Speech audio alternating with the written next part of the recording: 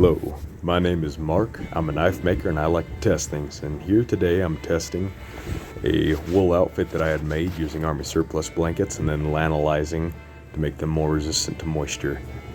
It's cold outside. How cold? 17 degrees below zero, with a wind chill factor down to about 34 degrees below zero and possibly even down to 50. In this outfit, I'm testing in a pretty extreme situation, and it is pretty thin material. These are the cheapest Army surplus blankets you can get, and this outfit is only made of 3 pieces: a skirt, a jacket, and a shawl hood, and a scarf. It's pretty cold. The thing that really only got cold on me in this test was my hands and my forehead, which I now have covered with part of my scarf tied up around the top of my head. This was a pretty good test. I did not get really cold with the exception of my hands. My boots had gotten snow in them already, and so my feet had gotten exposed to some cold, but my boots really are phenomenal and they kept my feet warm. My coat and hood and skirt did a really good job at just holding the cold out and keeping me from getting freezing.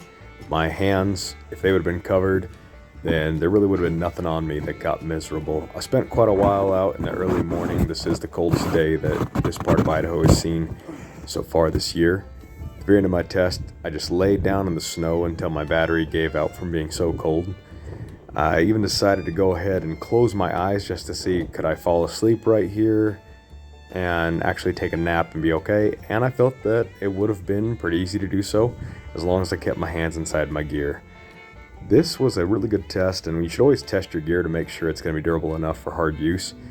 And this jacket that I have made did a pretty darn good job. Part of the reason it works though is because the coat does go all the way, or rather the wool goes all the way down to my shins, holding that heat from basically my knees to the top of my head underneath the cloth, allowing it to keep me warm. If this jacket would have ended at my waist, it probably wouldn't have done a very good job at keeping me warm in this extreme environment.